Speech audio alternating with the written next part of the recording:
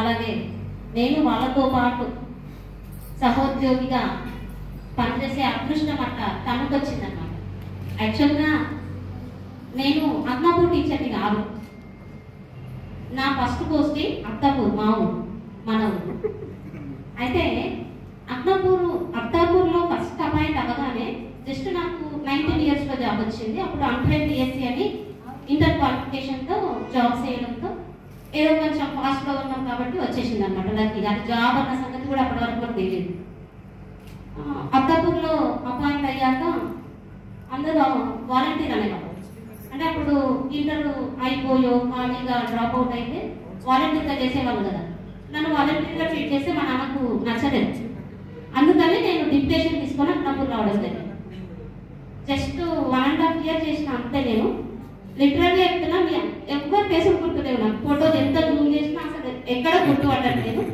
సరే ఒక అదృష్టం సామాను కలిసేటటువంటి అదృష్టం తట్టింది అని మీరు చెప్పగానే ఇక్కడికి రావడం జరిగింది. Okay, thank you. ధన్యవాదాలు మీకు అందరికీ గుర్తున్నందుకు. అయితే మీరు అందరు నన్ను గుర్తుపెట్టుకోవడానికి కూడా మన ఏరియా ఒకటి అవ్వడం, అండ్ మీ ఇంట్లో పెద్దవాళ్ళు ఎవరైనా నా క్లాస్మేట్స్ ఉండొచ్చు. మేబీ దశరథ అనుకుంటా రాలేడు, కానీ నాకు తను అక్కడ చదువుతున్నాడు అనేది తెలుసు. వాళ్ళు రెసిడెన్షియల్కి ఎక్కిపోయారు. నేను తర్వాత చింతలపేట స్కూల్లో చదువుకున్నాను. అత్తపూర్లో 7th వరకు ఉండేది కదా. అప్పుడు మీ ఊర్లో నుంచి చాలా మంది వచ్చేవాడు.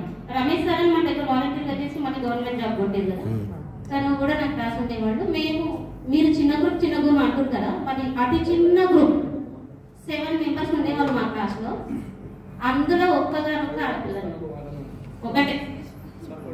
ఇష్టయ్య సార్ గురించి మీకు తెలిసిందే, మీకు కూడా కదా, నాకు కూడా కొట్టేశారు 7 years. ఫుల్గా కొట్టేవాళ్ళు. సార్ వస్తున్నారంటే అసలు క్లాస్ మొత్తం ఖాళీ అయ్యేది. నేను ఒక్కదానే ఉండేదాన్ని. ఒక్కదానంటే ఒక్కదాన్ని, అది కూడా ఒడుగుతూ పట్టేదాన్ని.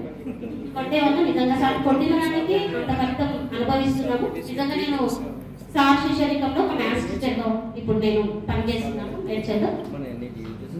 అక్నాపూర్కి వచ్చేటప్పుడు అక్కడ నిజానికి నేను అపాయింట్ అయ్యాక ఒక స్పెషల్ విద్యా వాలంటీర్ అన్న నేమ్తో ఇచ్చారు. అప్పటికి ట్రైనింగ్ లేదనమాట, టీచర్ ట్రైనింగ్ లేదు, జస్ట్ ఇంటర్మీడియట్ క్వాలిఫికేషన్తో ఇచ్చారు. ట్రైనింగ్ ఇస్తూ స్కూల్స్కి పంపించారనమాట. అయితే వస్తున్న క్రమంలో 1000 rupees శాలరీ. మాకు అప్పుడు 1000 rupees శాలరీ ఇస్తే ఫస్ట్ శాలరీతో నేను ఒక మేకపిల్లని కొనుక్కోను. ఆ మేకపిల్ల నాతో పాటు వచ్చారు. నాకు ఒక సైకిల్ తీసుకొని వచ్చారు. అడుగుతున్నారు సైకిల్ తీసుకొని వచ్చిన ఒకసారి ఫుల్ వర్షం, ఎదురు వర్షం పడుతుంది.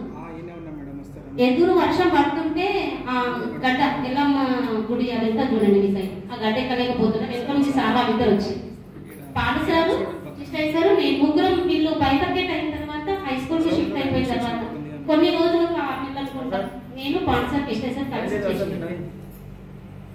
ఆ తర్వాత పాండు సార్ వెళ్ళిపోతున్నారు. నేను కూడా ట్రాన్స్ఫర్ అయినా. పాండు సార్కు అత్యంత ఘనంగా వీడ్కోలు సమావేశం. అందులో సుఖిలో కనిపించినట్టు నాకు కూడా అన్నా. అసలు పాండు సార్ అయిపోయిన ఆ ఘనమైన సన్మానాన్ని చూసి ఇంకా పక్కకు నేను కూడా ఉన్నా కాబట్టి నాకు కూడా చాలా గ్రాండ్గా చేసేది. చాలా బాగా అనిపించేది. అక్నాపూర్లో ఇంకా చేయాల్సి ఉండే అనిపించింది. చాలా అదృష్టం దక్కలేదు, రాబోదేమో ఇంకా. ఎందుకంటే నేను మేడ్చల్ డిస్ట్రిక్ట్ అలర్ట్ అయినా కాబట్టి. అట్లాగే ఒక చిన్న ఫన్నీ కామెంట్ సన్నివేశం ఉంటుంది. ఏంటి అంటే జస్ట్ నేను ఇంటర్మీడియట్ అయిపోయి జాబ్లోకి వచ్చిన కాబట్టి నర్సింగ్లో ఒక అబ్బాయి ఉంటుండే, కావాలి నర్సింగ్లో. వాడు నా జూనియర్, నా క్లాస్మేట్ సంథింగ్. అప్పుడప్పుడు డ్రాప్ అయిపోయి మళ్ళీ వస్తుంది అనమాట. 15 years దాటని పిల్లలను మళ్ళీ బడిలో చేర్పించుకోండి అని ఒక కార్యక్రమం వచ్చింది. నర్సింగ్లో పట్టుకొచ్చింది, పట్టుకున్నాడు కదా. నర్సింగ్లో నా స్టూడెంట్కి వచ్చింది. నేను టీచర్ అక్కడ, నా క్లాస్మేట్ కాదు. స్కూల్ వెనకాల ఇల్లు 15 years కంప్లీట్ కాదేమో అనే అపోహగా పట్టుకొచ్చింది అనమాట. స్కూల్లో డ్రాప్ అవుట్ అయితే ఏదో ఊర్లో ఉండకూడదు అన్నమాట. 15 సంవత్సరాల విద్యార్థులంతా బడిలోనే ఆ నినాదంతో తీసుకొచ్చారు అన్నమాట. వచ్చిండు. ఇంకా క్లాస్మేట్ ఒక టీచర్ కింద కూర్చోవాలంటే క్లాస్మేట్ దగ్గర ఎట్లా అనిపిస్తారు ఒక అబ్బాయికి. అయితే అంతకుముందు నన్ను క్లాస్లో చిట్టర్ అనేవాళ్ళు అనమాట. చిన్నగా ఉంటుండే నేను క్లాస్లో రిసర్చ్ చూస్తుంటాడు అప్పట్లో. ఇక ఏమైనా చెప్పాలంటే వినాల్సి వస్తుందని ఎక్కడ జారుకుందామని టీచర్ పేరు చిట్టర్ అంటారు అందరూ, అందరికీ చెప్పేసింది. అట్లాంటి పని సన్నివేశాలు చాలా ఉన్నాయి. అక్నాపూర్కి రావాలంటే నాకు ఒక వెయ్యి జీతం కదా, ఎక్కడికి సరిపోకుంటుండే. నేను నడుచుకుంటూ రావాల్సి వస్తుంటే నాకు నడుచుకుంటూ వచ్చింది. వర్షాకాలం కష్టమైంది. వర్షాకాలంలో ఏం చేస్తుంది తెలుసా, బస్ స్టాప్ వరకు వస్తుంటే నేను బస్ స్టాప్ వరకు వచ్చిన తర్వాత టికెట్ తీసుకోకండి బస్ అంకుల్ మా మామ దగ్గర అంటుంది టికెట్ తీసుకోవడానికి డబ్బులు లేవు.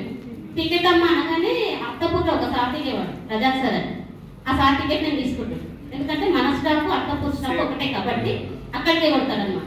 సార్ నేను టికెట్ తీసారని ఆ సార్ టికెట్ తీసుకొని నేను బస్లో ట్రావెల్ చేస్తాను. నేను ఎక్కగానే ఏదో ఒక మాయ చేస్తారని నేను అంతా నమ్మేవాళ్ళం. కండక్టర్ రోజు రేగుపండ్లు కందికాయ మగ బుట్టలు పెట్టాలి ట్రావెల్ చేయాలి. అట్లా కొన్నాళ్ళు నడిచింది. ఇప్పుడు మనకు అంటే మన ఏరియా కాబట్టి మనకు జోక్ అనిపిస్తుంది, కానీ ఇప్పటికీ నా సర్వీస్లో నేను చెప్పుకుంటూ ఉంటాను మాట గర్వంగా. ఇట్లాంటి కష్ట స్థాయి నుంచి వచ్చినాం కాబట్టి మంచి స్థాయిలోకి వెళ్తారు, మీరేం తక్కువ కావద్దని నా స్టూడెంట్స్కి నేను ఎప్పుడు చెప్తూ ఉంటాను అనమాట. ఎందుకంటే గవర్నమెంట్ స్కూళ్ళలో చదివేటటువంటి పిల్లలు చాలా పేదరికం నుంచి వస్తారు కాబట్టి వాళ్ళే మంచిగా వేసుకుంటారు, టీచర్ బాగా తీసుకుంటుంది కాబట్టి హై లెవెల్ నుంచి వచ్చిందేమో అనుకుంటారని నేను ఎప్పుడు నా సన్నివేశాలను నా చిన్నప్పటి జ్ఞాపకాలను వాళ్ళతో షేర్ చేసుకుంటూ ఎంకరేజ్ చేస్తూ ఉంటాను.